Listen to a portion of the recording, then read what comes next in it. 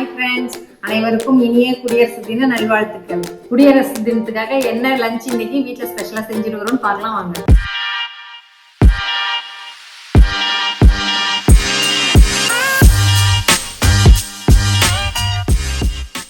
ஸ்வீட்லேருந்து பார்க்கலாம். First rava kesari செஞ்சுட்டுக்கிறோம். Orange கலரில் carrot juice போட்டு நேச்சுரலாக செஞ்சுட்டுக்கிறோம். இது ஒயிட் கலர். இது வெத்தலை ஜூஸ் எடுத்து கிரீன் கலர் செய்துருக்கிறோம். இது பார்த்தீங்கன்னா வெஜ் சேலட், கேரட், கோஸ், கேப்சிகம், இது மூவர்ண கொடி போல அழகாக செய்துருக்கிறோம். நெக்ஸ்ட் பார்த்தீங்கன்னா fruit salad, orange, banana, kiwi fruit, இதுவும் அதே போல் மூவர்ண கொடி போல் செய்திருக்கிறோம். அதுக்கப்புறம் பார்த்தீங்கன்னா பொரியல் செய்திருக்கிறோம். இது வந்து பூசணிக்காய் பொரியல்.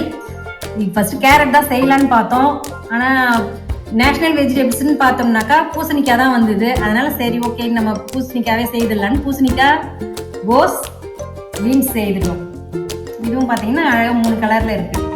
அடுத்தது பார்த்தீங்கன்னா சப்பாத்தி செய்திருக்கோம்.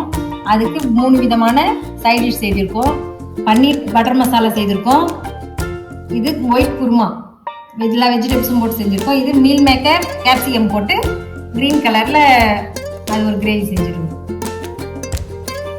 அடுத்தது பார்த்தீங்கன்னா juice, carrot juice, butter milk, kiwi juice, இதுவும் 3 வண்ணத்திலே செய்திருக்கிறோம்.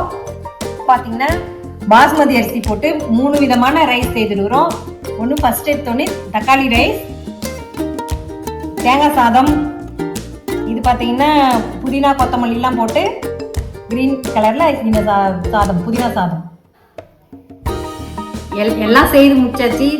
சக்கரத்துக்கு எண்ணெய் வைக்கிறதுன்னு எங்களுக்கு தெரியல, அதனால அன்னாச்சி பூ நாங்கள் வச்சு மேனேஜ் பண்ணிருக்கிறோம். உங்களுக்கு என்ன தெரியும்னு சொல்லிட்டு எங்களுக்கு கமெண்ட் பண்ணுங்க.